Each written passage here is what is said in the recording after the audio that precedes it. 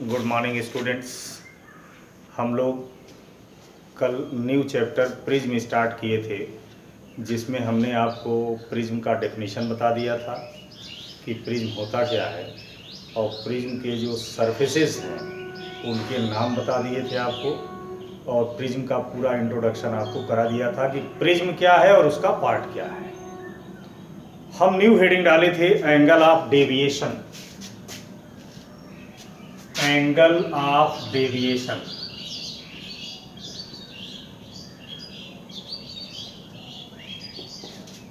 हमने आपको बताया था कि एंगल ऑफ डेविएशन एक एंगल है, उसको किससे भी डिनोट कीजिए, लेकिन जनरली हम डेल्टा से डिनोट कर रहे हैं।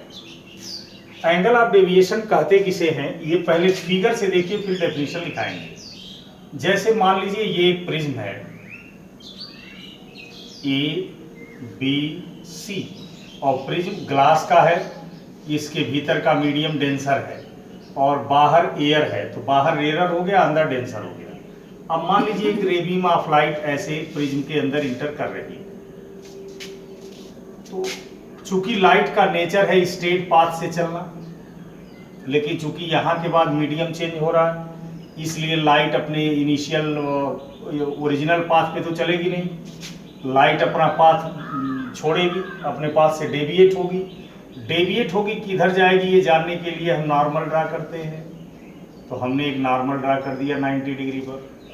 अब आप जानते हो कि लाइट जब रेयर से डेंसर जाएगी तो थोड़ा सा नॉर्मल की ओर झुकेगी, तो थोड़ा सा लाइट नीचे की तरफ झुकेगी। ठीक, अब यहाँ के बाद भी लाइट को सीधे निकलना था, लेकिन चूंकि यहाँ से मीडियम चेंज हो रहा है इसलिए रे का पाथ चेंज होगा, तो फिर एक नॉर्मल ड्रा करेंगे, और नॉर्मल ड्रा करना बताया गया कि इंटरफेस पर 90 डिग्री होना चाहिए। अब चूंकि ये रे बीम ऑफ लाइट डेंसर से रेयर जा रही है, इसलिए नॉर्मल से दूर हटेगी तो नीचे की तरफ और आ जाएगी, ये हो गई। तो ये आपकी इमर्जेंट रे है, ये इमर्जेंट रे है, और ये इंसिडेंट रे है, ये तो आप जान ही रहे हो। अब आप क्या कीजिए कि इंसिडेंट रे को डॉटेड लाइन से आगे बढ़ाना है तो हम लोग बढ़ा ही चुके हैं, और इमर्जेंट रे को डॉटेड लाइन से पीछे बढ़ाइए।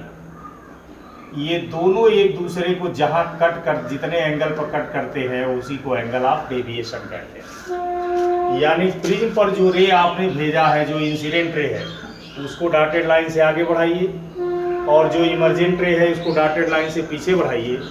जो एंगल बनता उसी को एंगल ऑफ डेविएशन कहते हैं। ठीक है ना।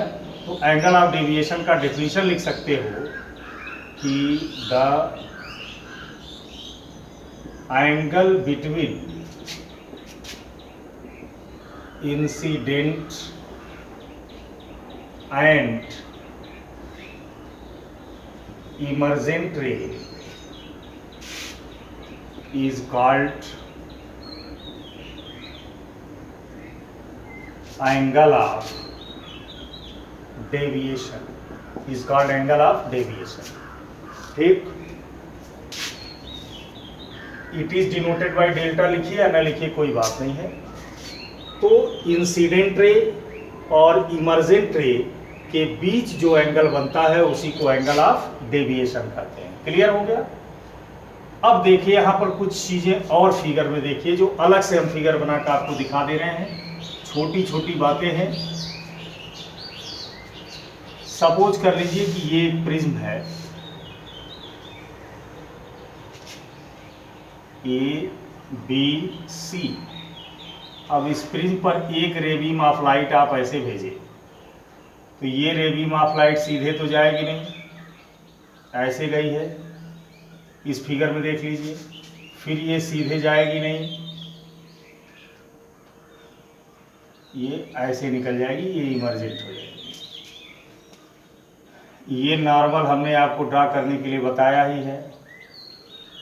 अब इंसिडेंट रे को डॉटेड लाइन से आगे बढ़ाया, इमर्जेंट रे को पीछे बढ़ाया, यही एंगल ऑफ डेविएशन हो गया। ये एंगल ऑफ इंसिडेंस है, इंसिडेंट रे और नॉर्मल के बीच बनने वाला एंगल एंगल ऑफ इंसिडेंस हो गया आई। ये एंगल ऑफ रिफ्रैक्शन है आर। अब इस सरफेस से जो रिफ्रैक्शन हुआ उसके लिए एंगल ऑफ इंसिडेंस ये है, इसको हम R डैश मान ले रहे हैं और इसको I डैश मान ले रहे हैं, और ये प्रिज्म एंगल है ये, ठीक है ना। अब इसमें सबसे जरूरी बात क्या है कि ये जो एंगल R और R डैश होता है इनका सम A के बराबर होता है। पहली चीज R plus R dash is equal to A, ये याद रखिएगा कि इस और इस एंगल का सम प्रिज्म एंगल के बराबर होता है यदि कहीं छोटा सा न्यूमेरिकल आया, ठीक है। दूसरी बात, एंगल ऑफ डेविएशन, ये सारे इंपॉर्टेंट पॉइंट हैं, इनको याद रखना। Angle of deviation high school level के जो कंपटीशन के एग्जाम होते हैं उनमें ये सब पूछे जाते हैं। Angle of deviation will be minimum if I is equal to I dash, R is equal to R dash और delta is equal to delta m। मतलब ये हुआ कि किसी भी प्रिज्म द्वारा ये जो डेविएशन हुआ है, डेविएशन का मतलब कि रे को जिधर जाना चाहिए उधर ना जाके जब डेविएट हो गई तो कितने डिग्री अपने एक्चुअल पाथ से डेविएट हुई, यही एंगल ऑफ डेविएशन है। जैसे रे को जाना चाहिए था इधर और रे जा रही है इधर, तो जिधर जाना चाहिए उससे कितने डिग्री डेविएट हो गई उसी को एंगल ऑफ डेविएशन कहते हैं। तो किसी भी प्रिज्म द्वारा जो एंगल ऑफ डेविएशन है ये वो मिनिमम होगा जब I की वैल्यू I डैश के बराबर हो या R की वैल्यू R डैश के बराबर हो, और जब एंगल ऑफ डेविएशन मिनिमम हो जाता है तो वहां पर एंगल ऑफ डेविएशन को डेल्टा से ना लिख के डेल्टा m से लिखते हैं, ठीक है ना। यदि मान लीजिए किसी क्वेश्चन में कहा जा रहा है कि प्रिज्म द्वारा एंगल ऑफ डेविएशन मिनिमम है, तो यदि एंगल ऑफ डेविएशन मिनिमम है तो ये श्योर है कि I डैश के बराबर होगा और R डैश के बराबर होगा। दोनों तरफ से देख सकते हो कि यदि I डैश के बराबर हो जाए, R डैश के बराबर हो जाए तो एंगल ऑफ डेविएशन मिनिमम होगा, या यदि एंगल ऑफ डेविएशन मिनिमम है, क्वेश्चन कह रहा है, तो इसका मतलब I डैश के बराबर है, R डैश के बराबर है। दूसरी चीज, if mu is the refractive index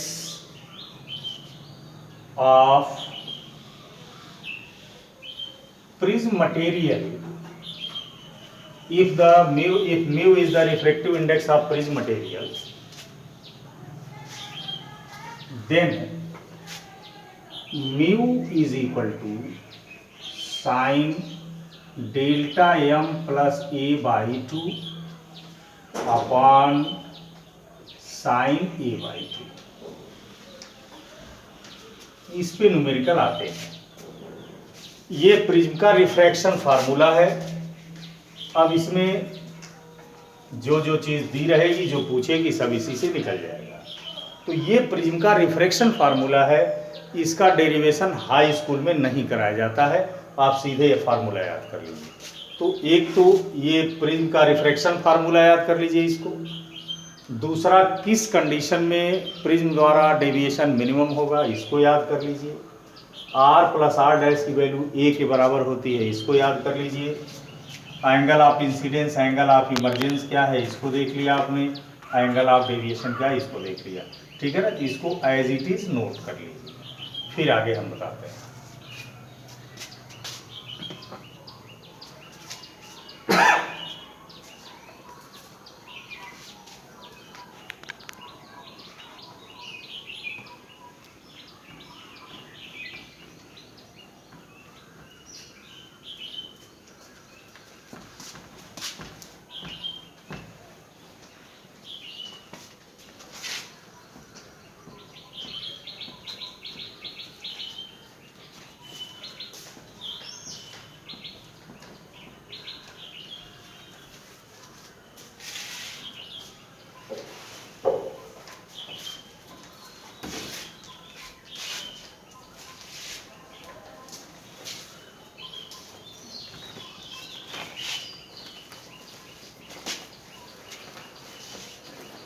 अगली हेडिंग लिख लीजिए,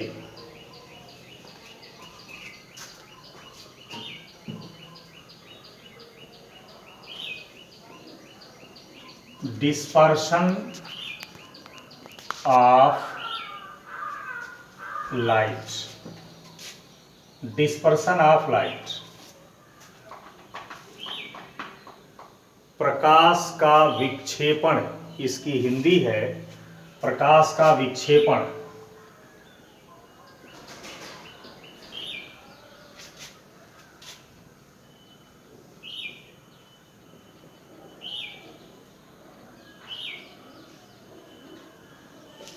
प्रकाश का विक्षेपण यानी dispersion of light. Dispersion of light क्या है ये जरा पहले समझिए फिर लिखिएगा। जैसे मान लो यह एक प्रिज्म है, ग्लास प्रिज्म है, ये प्रिज्म नहीं ग्लास प्रिज्म मान लीजिए। यह एक ग्लास प्रिज्म है और ये जिस मटेरियल से मिल के बना है उसका रिफ्रैक्टिव इंडेक्स म्यू है। प्रिज्म के साइड्स के नाम रख दिए। अब यदि इस प्रिज्म पर हम व्हाइट रे बीम ऑफ लाइट इंसिडेंट करें, व्हाइट, अब इस प्रिज्म पर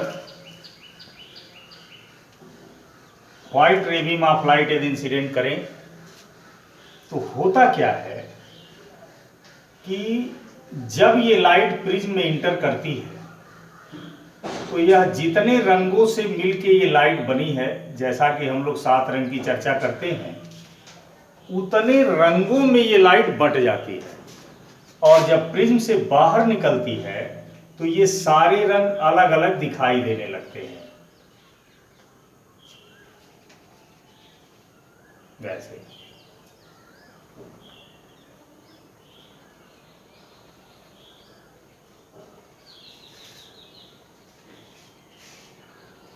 ऐसे दिखाई देने लगते हैं। यानी यदि किसी ग्लास प्रिज्म पर कोई व्हाइट रे बीम ऑफ लाइट इंसिडेंट की जाए तो ज्यों ही ये लाइट प्रिज्म से बाहर निकलेगी, ये जितने कलर से मिलके बनी हुई है अपने कॉन्स्टिट्यूएंट कलर्स में डिवाइड हो जाएगी। जैसे आप जानते हो 7 कलर व्हाइट लाइट में होते हैं और इन सारे कलर में डिवाइड हो जाएगी। इसी घटना को हम डिस्पर्जन ऑफ लाइट कहते हैं। इसी घटना को डिस्पर्जन ऑफ लाइट कहते हैं।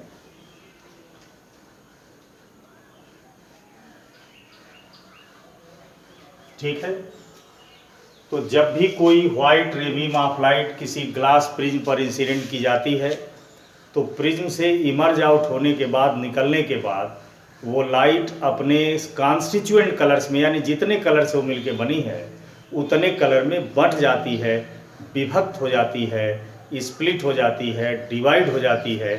इसी घटना को प्रकाश का वर्ण विक्षेपण या डिस्पर्जन ऑफ लाइट। तो यहाँ डेफिनेशन लिख सकते हो इसका, the phenomenon of splitting of white ray beam of light, white ray beam of light after passing through a prism called dispersion of light।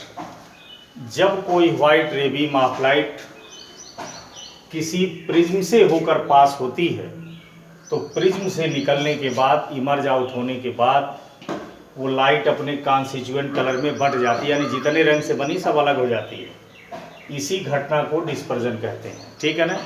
अब इसमें आप देखोगे कि प्रिज्म लाइट के जो 7 रंग हैं, 7 कलर हैं, उसमें सबसे प्रिज्म के सबसे नजदीक वायलेट कलर होता है और सबसे दूर रेड कलर होता है। ठीक, ऐसा नहीं कि किसी कलर को किधर कर दीजिए, सबसे नजदीक वायलेट और सबसे दूर रेड, और ये दोनों कलर किनारों पर है, इसलिए इनको एक्सट्रीम कलर्स कहते हैं। यानी violet and red colours are called extreme colors. Violet and red colors are called extreme colors. इनको extreme colors इसलिए कहते हैं कि ये कलर दोनों प्रिज्म के किनारों पर होते हैं। प्रिज्म के सबसे नज़दीक वायलेट कलर होती है और सबसे दूर रेड कलर होती है, इसीलिए इनको एक्सट्रीम कलर्स कहते हैं। और सातों रंग में बढ़ जाने को डिस्पर्जन ऑफ लाइट कहते हैं। ठीक है, कोई प्रॉब्लम? एक बात प्रिज्म के विषय में हमेशा याद रखना, इसको चाहिए आप तो कहीं जहाँ प्रिज्म हमने डेफिनेशन पढ़ाया था वहीं चाहिएगा तो लिख लीजिएगा या कहीं लिख लीजिएगा कि प्रिज्म की एक क्वालिटी होती है कि जब भी प्रिज्म पर कोई रे बीम ऑफ लाइट आप डालोगे तो प्रिज्म उस लाइट को अपने बेस की तरफ मोड़ देता है, बेस की तरफ मोड़ने की कोशिश करता है। जैसे ये प्रिज्म है, इस पर जब भी हम रे डालेंगे तो लाइट को या रे को बेस की तरफ मोड़ने की कोशिश करेगा या करता है। ये प्रिज्म की सबसे बड़ी खासियत होती है। तो इस बात को हमेशा याद रखना कि किसी प्रिज्म पर जब कोई लाइट डालोगे तो वह लाइट चाहेगा कि वो प्रिज्म चाहेगा कि हम उस लाइट को बेस की तरफ मोड़ दें। तो ये डिस्पर्सन हो गया। अब यहां अगली हेडिंग लिखिए, कॉज ऑफ डिस्पर्सन।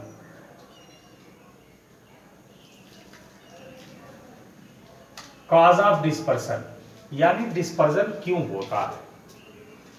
तो डिस्पर्सन क्यों होता है इसको आप दो तरह से समझा सकते हो, जिसमें सबसे आसान तरीका है बता रहा हूं, समझ लीजिए, इसको खुद लिख लीजिएगा।